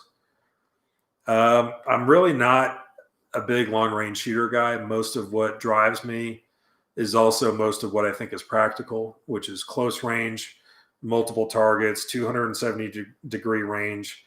We're using AR-15s or carbines and pistols. It's happening low night, no light, very close range, rapid and dynamic situation. I have a lot of respect for the bench rest community and the long range guys who make their own reloads and work up a pet load for each of their bench guns, and they're hitting a gong at like 1,000 yards reliably every single shot. And that is so cool. But I'm not as interested. I'm interested in stuff that's more realistic and or applicable to what could happen in terms of home defense or general, defense as a civilian, which is going to be close range. I mean, I look at it as a really expensive hobby that I find very impressive to me, but where I can devote my time and money and resources, it's into the stuff that matters. But also I'm more interested in pistols and close range carbine and things like that. So I really don't do a lot of long range stuff, and that's not hating on long range dudes. It's just I'm not really with it. Let's see. Grizzly Bear is here. Grizzly Bear and I talked offline a couple times the other night on the phone, so we got some really good news going there. Good to hear that, and good to have you here. So welcome. 1200 with my AR-10 and 1 mile with 300 Win Mag, everything in between. I go 800 with 5.56, 68 to 77 grain. Yep. Yeah, Grizzly does get kind of crazy with it in terms of distance. And I've seen him do it, and I know the guns he has, and he is for real. Definitely have a lot of flat expanse where you can actually have ranges where he's at, and he is the real deal. So I respect people like that. I respect that kind of hobby and that passion into the Second Amendment kind of diversion, but I just don't. It's not really what I'm into. What do you think of the SCAR family weapons? It doesn't really drive me as much. I just look like the SCAR 16 is a different animal to me than the Mark 17 or the SCAR 17. The SCAR 16, not really interested. It pretty much does everything I need an AR-15 to do. If I want the side folding the side folding stock capability, I can just get a Law tactical folder. Mission accomplished. You're really not going to be shooting a SCAR or a side folding or AK or something without whipping the stock real quick and enhancing your capability right off the bat. So I don't need the gun to shoot. Law tactical folder done. Utilizes proprietary parts that are super expensive. It has a reciprocating charging handle, which the second I saw that, I was like, why? There is no ejection port cover. You just have the bolt carrier blocking the way unless you're physically shooting or it's locked to the rear. Why? It's a piston gun, which if you're going to suppress it, that makes sense. If not, why? It's just a really expensive proprietary thing that I am not interested in owning. I can get done with an AR-15 so many more, the same thing, but I can do it for so much less, and the parts are not proprietary than I can with a SCAR 16. So, the SCAR 17, we have one at work that's semi, and we also have one that's select fire, one of our class 3s. I've shot it on semi and then also on full auto. Not a fan, not even a little bit. And that thing has a recoil impulse that just absolutely destroys optics. And the only thing we were having success with for a while was it was an Aimpoint patrol rifle optic, Aimpoint Pro. That is the only optic we could get to survive on the SCAR 17. And that thing finally broke, and I had to send it back to Aimpoint about 2 weeks ago. It's just got a weird recoil impulse that just destroys optics, where they would completely survive on an AR-10 or anything else. Full auto, absolutely just bueno insano, like out of control. And in fact, the guys, the Team 3 guys we worked with in Haditha in Iraq, the SEALs, they had some Mark 17s, and they didn't like them either. I don't know. I'd rather have an AR-15 and an AR-10. I'm not interested in ever owning a SCAR. I guess that's kind of the best thing I can say there. A lot of great optics. Okay. SCARs are overpriced. Yeah, overpriced plastic UGG boots. Yeah. I think even a 16-inch AR is capable of great things as a recce rifle, direct action or marksmanship role. Yeah, I mean, it really is awesome with the AR-15's design and all of the manufacturers that have hopped on board over the decades that are making it and continuing to enhance it and improve it. And its upper and lower half receiver main design plus the advancements we've had with CNC machining and everything else. I mean, the AR-15 is such a well-done system that only got better with time. And it kind of is the standard in terms of, there's really no other rifle or primary carbine that you could buy where if you wanted to stock up on spare parts, firing pins, bolts, whatever parts or springs that gun needs, that you could just go online and you're going to find dozens of manufacturers making quality parts for it. And you can price shop and then just buy them, and they're going to work in your gun. Provided you don't have like a 6-hour 5.16 or something, you have a standard direct impingement AR-15 that's not proprietary in any way. You can buy gas tubes, barrels, whatever. You can do it from a multitude of manufacturers. You can do it competitively. You're kind of a slave to commonality at that point, but honestly, I just would not see a reason to really deviate from an AR-15, unless the purpose is I just want something different because I'm tired of going to the range and looking left and looking right, and everyone has an AR-15, and I'm not one of the cool kids because I look like everyone else. I just need a Galil Ace, or I need a Scar 17. I just need something different. Like, hey, man, if you got the money and that's what you want to do, pursue your happiness. But if you're working on a budget like the rest of us and you just want something effective, reliable, that you can parts and price shop, that's common, takes common mags and common ammo, AR-15 direct impingement standard is the way to go, man. Oh, glasses are falling apart here. About time to buy some new ones. But I think I see, do you like Ruger Mini 14s? Oh boy. We're going to get started on the Mini 14. Here we go. Oh, I feel like I got to stretch, got to get warmed up, get ready to go for this conversation.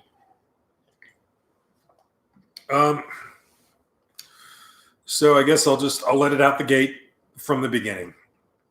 I do not like the Mini 14 at all. Why do I feel that way?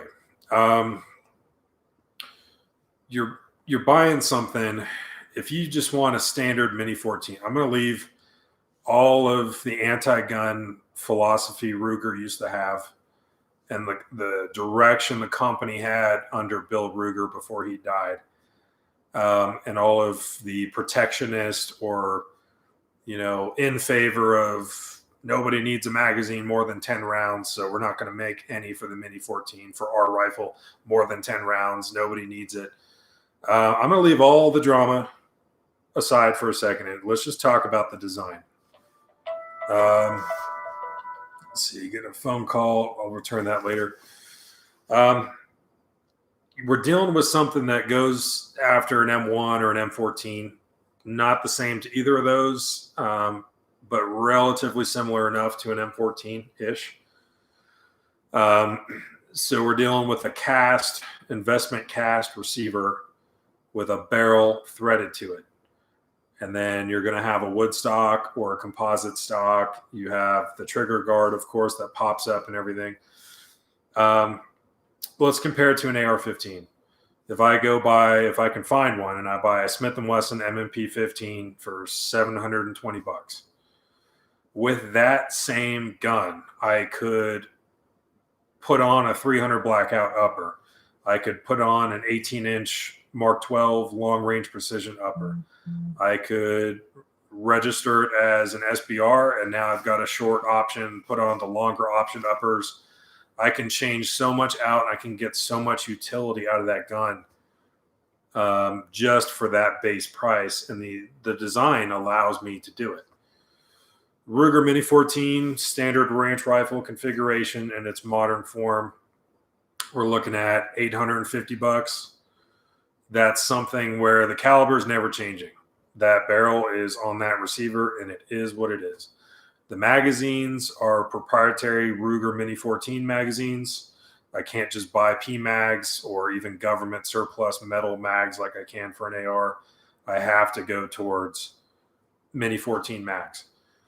I don't like the durability if we want to say that, of some of the parts in the design, the stamped steel parts that make up the fire control group or the trigger group that comes out. And probably one of the least favorite things, well, there's two. One is it's an open action, lots of sand, lots of mud, or any austere conditions kind of stuff can get in there, as opposed to an AR-15 where I just close up the easy button, the ejection port cover, and it's done. I can't have a sealed system. Ruger has proprietary rings for the Mini 14, so if I want to put a scope on it or even a red dot, there's more drama. And if I can get it done and play with their game on their proprietary rings, or buy an aftermarket Picatinny rail to get what I already would have had out the gate with an AR-15, I'm going to have a chin weld now because that optic is so high over the gun. And then the second thing I hate is Mini 14 accuracy is absolute dog shit. And I don't know what in the hell is going on. And I've shot old pattern Mini 14s. I've shot the newer ones with the improved barrels. I can never get anything better than like 2.5 inches at 100 yards with iron sights. And iron sights are my bread and butter. I can easily do 1.5 inches, sometimes 1.1, 1.2 inches at 100 yards, iron sights with an AR-15 out the gate, off the rack. Mini 14, it's like, holy shit. Like, you really understand why the A-team never could hit anyone, because that's what they had. I just think with the money you have and you're trying to acquire a semi-automatic 5.56 rifle, for more ways than one, you'd be so much better served just buying an AR-15 or building one, as opposed to buying a Mini 14. And honestly, I don't know how many dudes are going to continue to buy it. I don't know how long Ruger is going to continue to make it. I'm just, not a tremendous fan. Let's put it that way. And that's even sidestepping, the mindset of Bill Ruger and the company that he was driving when he was still alive. You noticed when Bill Ruger died, we had AR-15s now. We're making the 1022 Charger pistol now. We're making, holy crap, we're making magazines that are more than 20 rounds for the Mini 14 now. We're doing this, we're doing that. It's because Bill Ruger died. And his anti-gun kind of mindset, hunters and American sportsmen don't need these things. When he passed away, things kind of changed for a reason. So, but sidestepping that, no, I hate the Mini 14 so much. So hopefully that answers that. Let's see. Are you going to do any run and gun videos anytime soon? The answer to that is probably no, because we're starting to get snowfall out here. Any of the outdoor shooting areas that range Chris and I have been to or would go to, that's not going to be trafficable or not going to be possible as we're moving in the wintertime. At best, we might see some low light or some no light training after hours. I can kind of set up my own course of fire and stuff, just turn off the lights completely and just work with the weapon mounted lights I have on my guns, maybe, do some stuff like that. So, but in terms of covering actual distance, setting up a course and running it, probably not going to see that until at least winter is starting to become over with. But we'll see on that. The ranch rifle. Yeah. Mini 14 ranch rifle. That was also, not to bring back the Mini 14, but that was one of the failings of it. Was I think it was just marketed wrong, or Bill Ruger was not really willing to entertain as much of a military contract setup. Civilians wanted more out of it, and he was not willing to give it. They did, the AC 5.56 or the full auto select fire capable Mini 14, which was also just dreadful, especially the selector on that was bogus. Recoil impulse, from what I'm told, is bad. I've never shot one on full auto. Yeah, just not. And the real shame is his name was Ed Sullivan. Not Ed Sullivan. John Sullivan, I think. But he was one of the guys who worked with Eugene Stoner at Armalite, and they were tasked with scaling down the AR-10 into a smaller cartridge, and they scaled it down into the form of the AR-15. And Sullivan at Armalite, working with Eugene Stoner, was a huge part of that process of scaling down the AR-10 into a successful AR-15. And he was hired on by Ruger and spent many years scaling down an M14 or an M1A into the Mini 14. And I think it's just years of firearms design and engineering brilliance that really just kind of got, I don't want to say it got wasted, but man, that dude could have been working on a multitude of better projects than that. So yeah, the Mini 14, see, what got you interested in the Second Amendment, American history? Let's see, because I think I always liked history. It's just a passion I always had. Can't really explain it. The Second Amendment, I just think there kind of came a point many years ago where it's like, we can care about the First Amendment and that's cool. We can care about the Fourth Amendment and that's cool. We can care about these things, but at some point, if we're not caring about our Second Amendment, what's the point? If we don't care about keeping the Titanic from sinking, why do we care how the deck furniture is arranged or if my steak is medium rare versus medium? We shouldn't care about, we still care, but really let's worry about stuff that's kind of the linchpin of keeping all this afloat. But I don't know, it just happened over years. Where do I lie on the political spectrum? I think you guys could I'll let you guys be the judge probably after this and the last two live streams. I think you guys can probably tell, but I don't know. It's, I guess that's for me just to keep to myself, but I think it's kind of obvious at this point. Thanks, Grizz. Appreciate it on the Mini 14. Yeah, I don't know what else there is to say, man. I think I'm gonna have the ghost of Bill Ruger is gonna come in here and give me diabetes or something if I talk any more shit on the Mini 14. But and sorry, it's 2020. Let me back up. I'm sorry for anyone who has diabetes. Did not mean to be offensive. There you go.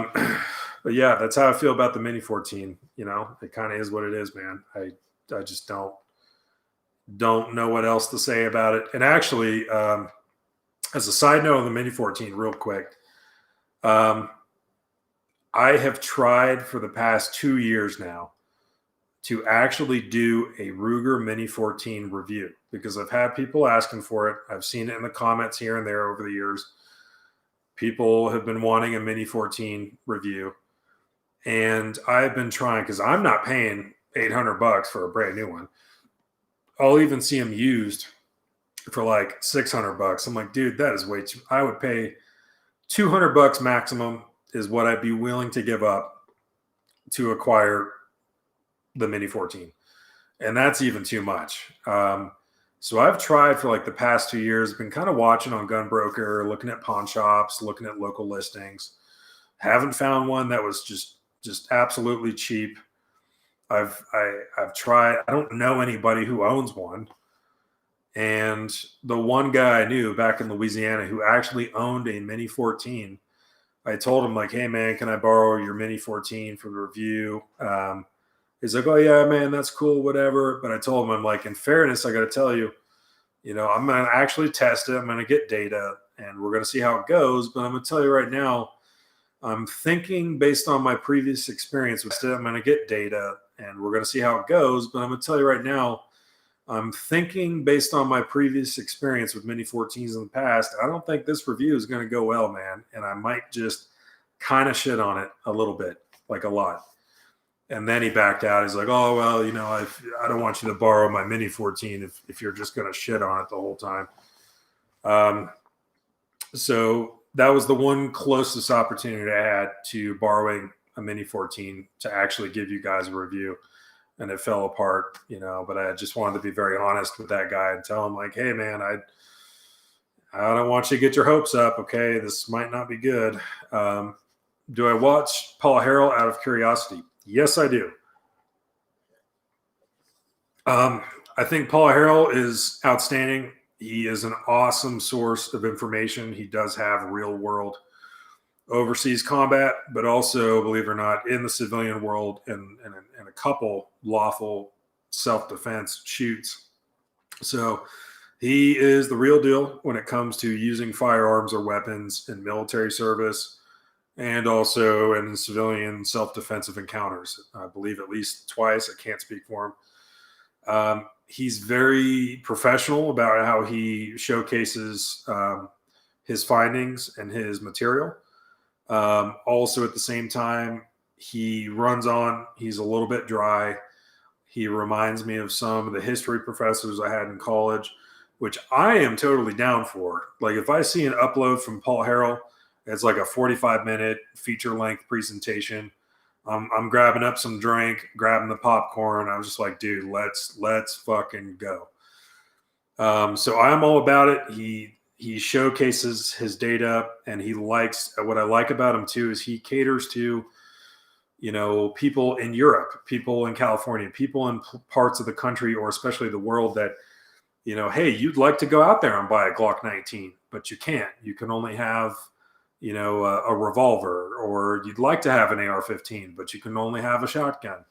Like he covers all bases, and he keeps everybody in mind. And he's very, I don't want to say repetitive, but he's very precise and exact about laying out every single point of what he's saying and why.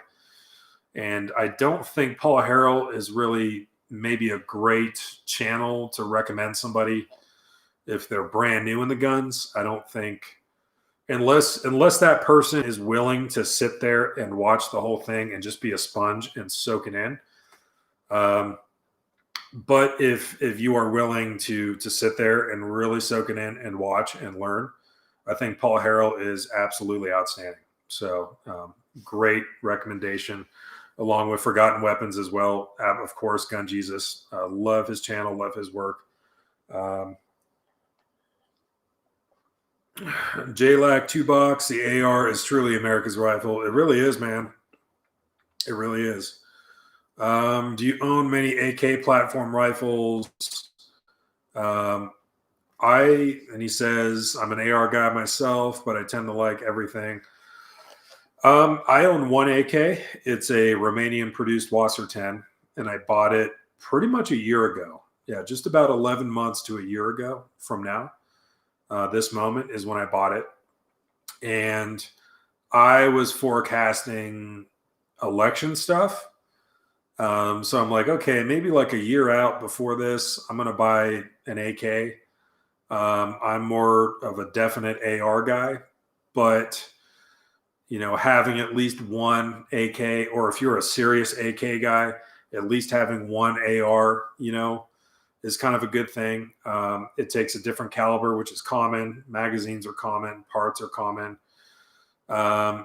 Not as big of a fan of the AK in terms of ergonomics and some other things on it, but it is still a worthy battle rifle. Kind of struggling to keep up a little bit with a modern fighting rifle in terms of laser designators, modularity, optics, ease of use, switching things around on the gun, being modular. It's kind of struggling in that department, but it is still definitely combat effective. And I own one, my Romanian Wasser 10. I originally bought it. I'm like, okay, I think I'll just leave it in its original wood stock configuration. Just keep it plain Jane. That's kind of cool. That lasted exactly for a day and a half. And then I just bought Magpul stuff, RS Regulate. When Range Chris and I did the Milsurp Rifle Range Day recently, you saw my Wasser 10. It has an RS Regulate mount with an aim point on top. So you can see a better look at it if you want to see it there. Which kind of, I bought it for election stuff, but then it became valuable in that, like, hey, everyone's buying up 5.56, but I can still find 7.62 by 39. Let's go. So, but yeah, that's what I got. Romanian produced Wasser 10. Robinson Arms XCR. From a design perspective, I think they did a great job. But again, you know, I kind of default back to, I'm only personally interested in owning guns that I can easily find ammunition, magazines, spare parts, and I can easily do that. And, you know, if I have an AR-15 and I need a new bolt carrier, I don't have to buy a Colt. If I have a Colt, I don't have to buy a Bushmaster. If I have a Bushmaster, I can buy anybody's bolt carrier or gas tube or barrel or whatever. And when we start moving into things like SCAR or IWI Tavor or the Robinson XCR, anything like it that is so proprietary that you are basically married to that company for any additional future support. Probably the saddest story on that is the Bushmaster ACR. That, you know, we have one for rent. It broke down again, and trying to find parts for that thing. We also have a Hudson 9 that I'm trying to get repaired, and it's not quite at Hudson levels, but it's almost up there in terms of finding spare parts or replacement parts. So I just never, at least for the guns that I personally own, I want it to be common. I want to easily find parts, mags, ammo, components, modularity. And I never want to be married to like, you know, one manufacturer with one design. And, you know, it could be like Sig Sauer, where maybe you bought a first generation 5.16 AR from them, a piston gun, moved on to like a second or third generation of design. So now your original generation piston gun, if you need extra parts, depending on what those parts are, even the same company may not be supporting that gun anymore. So it's like, oh man, I would rather just stick to common stuff is what I would say. And again, for the price I would pay for a Robinson XCR, it's in the same camp as, you know, the SCAR. It's just really expensive. I get all that done with an AR-15. Let's see. Would you ever go back to, sorry, it's getting a little warm. I'm going to take off this fleece jacket, which is my favorite thing to wear inside. I never wear it outside or in public ever. I think that's just trash. But I will or in public ever. I think that's just trash. But I will wear it inside. It's comfy. And if you guys give me a second, I'm going to reload the drinks real quick. Just add a little bit more. Miss Texas should be home pretty soon. She decided to do some yoga after work. So we'll be right back. You guys reload. Just going to pour a couple.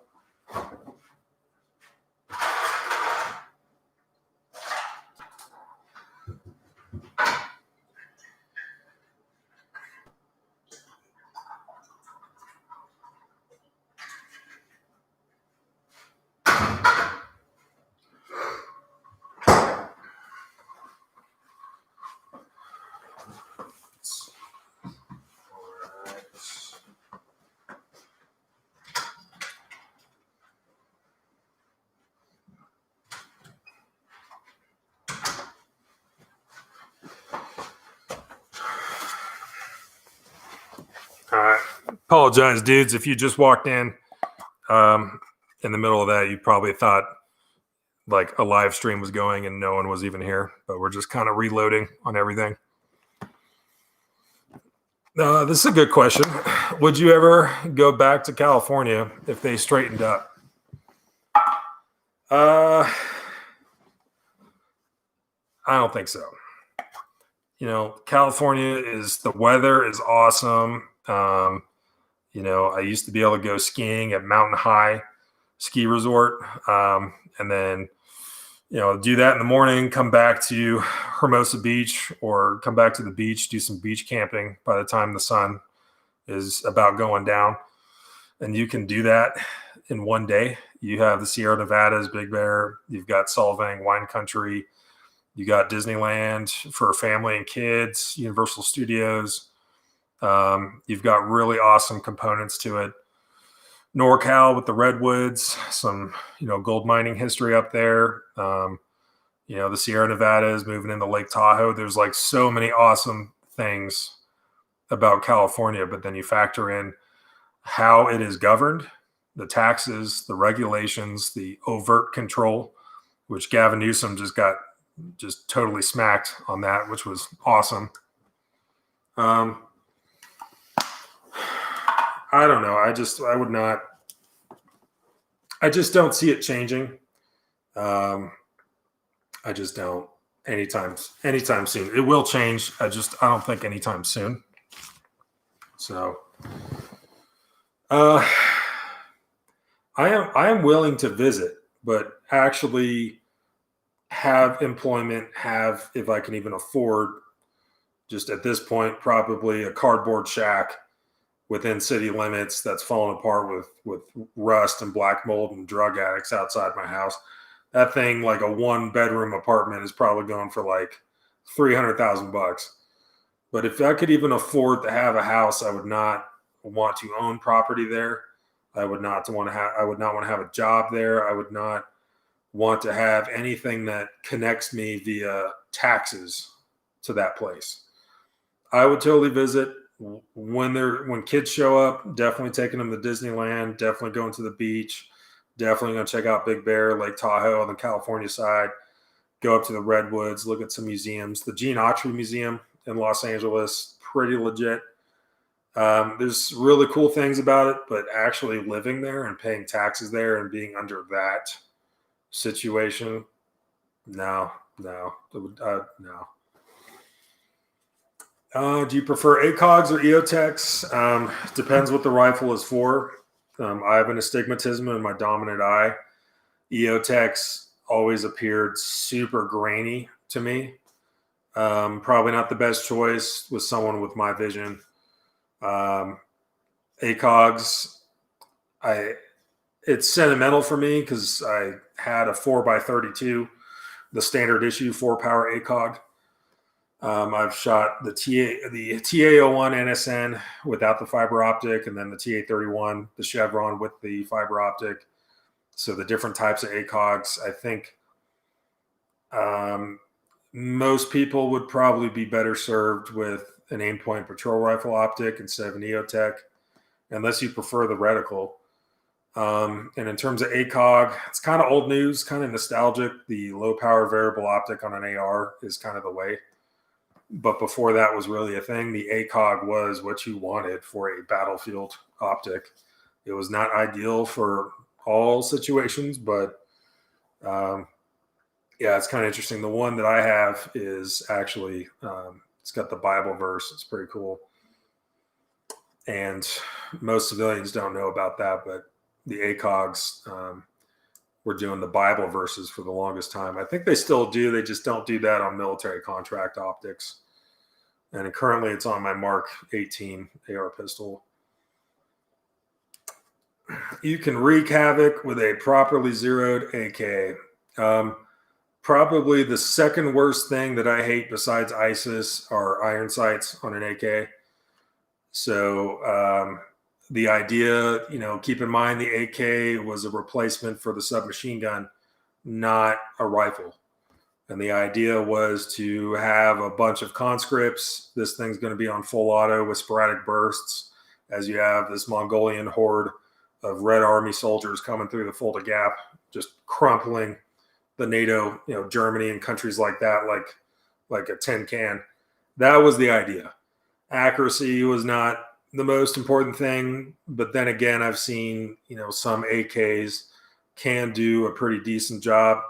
I absolutely hate the tangent sight mounted forward to the receiver with the HK kind of protectors on the front sight. You can't even really adjust it without proper tools. It's just, oh my God, I hate it so much. But you still can get stuff done with an AK. But yeah.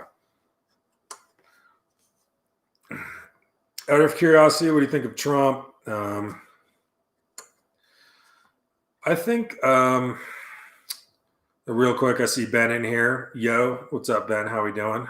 Good to see you in here. With Trump, my thing is there are certain things that I really like. One thing is giving us the rules of engagement, the funding to get the equipment we needed to do the job we needed, that we were not trying to manage ISIS at that time. We were just outright just trying to fucking destroy ISIS, and we did. So giving the military the rules of engagement, the green light, listening to commanders and generals, to get the job done, giving us the funding and the equipment and the training and the tools that we need to get that job done and doing it. A+ rating, could not be better. There's other things too that I think are positive, or things I have liked, but there's other things I don't like as much.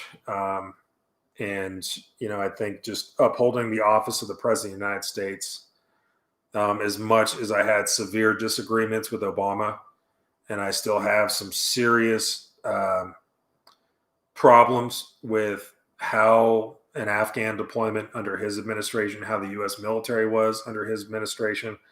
A lot of the policy decisions Obama made, I will never be happy with. Didn't vote for him, didn't want him. But the one probably redeeming thing that Obama had is he spoke, whether it was real hope or imagined hope, or it was factual or not, he spoke in a dignified manner. There was times you could tell that he wanted to just get all hot and crazy and just send it. But he was like, no, I'm the President of the United States. I'm going to do this in a dignified way. One of the last things President Obama did before he left office was the anniversary of Pearl Harbor, with the Japanese Prime Minister at Pearl Harbor. And he did not apologize for the atomic weapons at all. He just kind of fucking just let it be what it was. But it was such a dignified speech in cooperation with their Japanese partners that I was like, holy shit, what would this look like if it was Trump? If this had landed on Trump, would it look like this? Probably not. So those are the issues I have. I think when you look at Trump's policy, there's a very conservative streak to it. I have challenges with how he banned bump stocks, the whole Second Amendment thing of let's take the guns first, due process second. Not a good Second Amendment scorecard on those fronts for him. But in the end, he's only, at least the way I see it, the way it's looking now, he's only going to be president for another couple months here, and then it's a transition, So kind of is what it is. But I guess that's kind of a very surface layer assessment of how I feel about President Trump. Not that my opinion really matters here. Do you hunt? Not as much as I would like. In Louisiana, I would go dove hunting with my squad leader. I remember the last dove that I shot there. I shot it. It started the fall. It landed in a swamp, and I saw a gator just take it. And I was like, well, looks like I'm not bagging that one. So, yeah, not as much as I'd like to, but out here in Utah, we have deer, we've got elk, we've got all kinds of good stuff. So definitely when the winter goes away, actually Miss Texas and I, Range Chris and I, some other friends as well, even my brother too, definitely making an intentional effort to go fishing. Fly fishing I love it.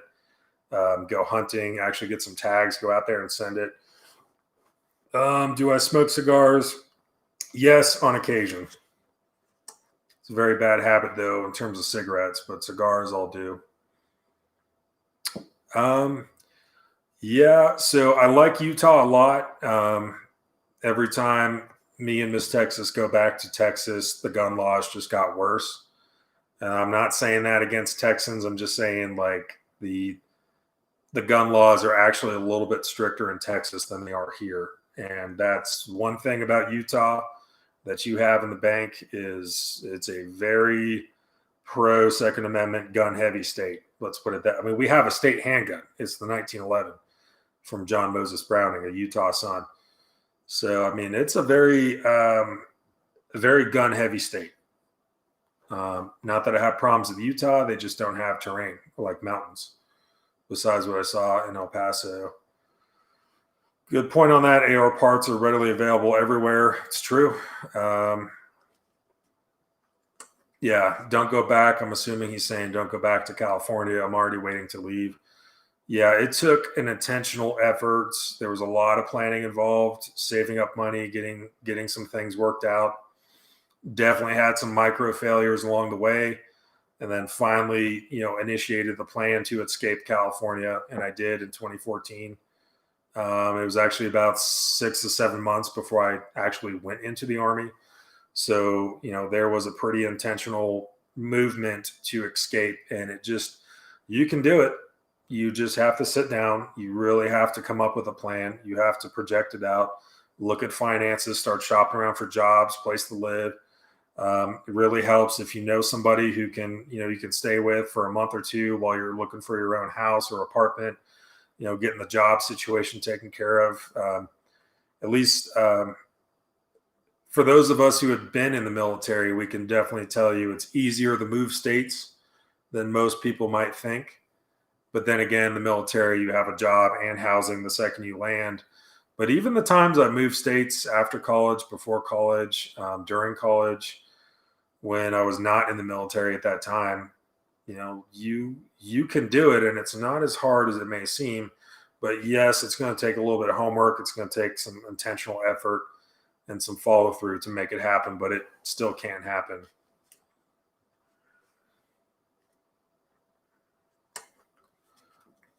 How long am I streaming today? Probably willing to go for maybe about another half hour here, or so. So we will see about that. Maybe sooner. It just depends. But let's see what other questions you guys have. I'm trying to scroll through the comments right now, see if I missed any from anyone. See, just making sure I covered all those bases. Yeah. Just want to make sure I'm not leaving any of these behind, but then again, this is not like a super heavy hitter channel. It's got millions of subscribers. Looks like I just have 6 people in here right now. But yeah, I guess we could kind of start on a final wrap up. If you guys have any questions, could be about guns, politics, legal stuff, to the best of my competency on that. Military related, deployment related things, just whatever, man. Let's see.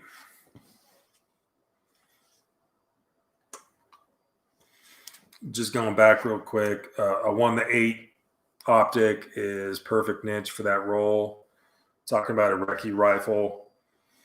Yeah, I wouldn't necessarily disagree. I think when I did RSLIC, the recon school, it was like your rucksack weighs 120 pounds at least, with batteries, water, equipment, whether it's an urban or woodland kit that you're going to build a serve and hide site with, or an urban kind of serve site or hide site with. You're going to have so much stuff and then you're just fighting through the veg of Fort Benning, and it felt the same way in Louisiana through the swamps and jungle environment there. I honestly felt like, dude, just give me an AR, like a Colt 601 or 707, something like from Heat, like a SBR carry handle AR with standard plastic heat shields. Like, dude, that's what I want. I don't even need it. We had plain Jane M4s, just had a rear sight, a sling, and the quad rail. I was like, dude, this is, I don't want it. Like, dude, it's just like, if you're a light reconnaissance team, 3 to 4 guys, heavy team, 6 to 8 guys, you pretty much do not have the numbers to fight anything outside of like a 2-man sentry patrol that just happened to be at the wrong place at the wrong time. So it was more of just a break contact was kind of our go-to battle drill. And I can do that with a Heat style, carry handle SBR, select fire capable on full auto. Man. But if we're going to do a recce rifle, 1-8 would be useful, having an 8 power to not even shoot, but just to observe, take notes, report up information, that you can better see insignia on uniforms. What type of equipment is that? How many wheels are on that tank? Is there a separation between the middle idler or not? Maybe I can determine what kind of vehicle this is. Having better optics and visibility on your gun would be nice. I'd be interested in weight though. How heavy is that thing? Let's see, from Sabian, welcome. I think that's your welcome to the chat here. What could Joe Biden do through the executive office with guns if Republicans keep the Senate? Not a tremendous amount. Probably the worst would be directing the DOJ to press the ATF to reinvestigate the legality of pistol braces, and maybe through, a very small domino process, find a way to outlaw pistol braces. So now you got to turn it in or register it as an SBR, or otherwise get rid of your pistol upper or whatever it is. Executive, look at, I think a good model of that is probably post Sandy Hook with Obama, where he came out with what he called executive action, executive orders, where he put Joe Biden in charge of trying to figure out what to do, which sounds like a great plan. At least it did at the time. I'm being very facetious there. But, executive orders through the Constitution, we're talking about Article 2 now, it allows the executive to kind of clean house or increase efficiency or make internal changes within the executive branch of government. It does not allow him to just be a one-man Congress and just make a law. It allows him to restructure or make changes in the executive branch, or make things happen confined to the executive branch. But it's not going to allow him to you're not going to see an executive order of Joe Biden saying, I ban all AR-15s and AKs. Here's an executive order. I just signed it. You wouldn't see that. And if you saw it, it would go straight to the courts, where it would immediately just die in a car fire. That's not what an executive constitutionally can do with executive orders. So let's see. What gun rights organizations do you trust and like? I heard that the NRA is in trouble. Oh, Ms. Texas just got home. I want to say hello real quick. If you guys want to put your final questions in here, we'll probably keep going for about another 10 minutes. The Starbucks spilled. Oh. That is Lana. I got it. Thank you, Bill. Hey, how you doing? Oh. Still live streaming. Just about to wrap up. You have a good day? Yeah. I did yoga. Was it good? It was great. Awesome. Okay. That's good. All right. Are you? Good. Just going to finish up this live stream here, answer a couple last questions, and I think that'll be it. Thank Sarah you. Says, Happy Veterans Day to you. Oh, she says, Happy Veterans Day. Well, Yeah. Thank her for her support. Thank you. Appreciate it. Yes. You're welcome. What can I say but you're welcome? All right. There we are. Miss Texas just came home. Let's see. What gun rights organizations do you trust and like? I heard that the NRA is in trouble. The thing, it could be its own almanac in a way, but the NRA has definitely had some historic problems and recent leadership challenges. At least looking like task force for like a military organization, or if it's like a really toxic platoon or company, or it's a unit that has a really bad command climate, or just things are not good. Honestly, what you got to do is just reassign or relieve the commander, the leadership. Maybe got to move that first sergeant out of there. That's toxic, whatever. And you just really got to take that crew and just rebuild under a new leadership and a new task condition standards. And I think that's what the NRA really needs. Tom Selleck back on the board. Tom Selleck back. They had Tom Selleck on there, and he stepped down, and I'm so mad. Tom Selleck, you were the one holding it together like John Wayne. Well, okay. Sorry. Well, maybe. I don't know. I was immediately thinking of Charlton Heston, the guy who played Moses in Ten Commandments. He was a pretty big NRA dude for a long time. He was more of a face and name, but but yeah. The long story short, I think the NRA needs a leadership change to get things back on track. But at the end of the day, I don't agree with it. We kind of touched on this the last live stream. The way things work in DC is you have lobbyists that are going in there to persuade certain pieces of legislation.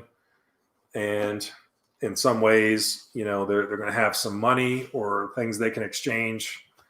The NRA is the biggest gun lobby in the country. It has the biggest membership numbers.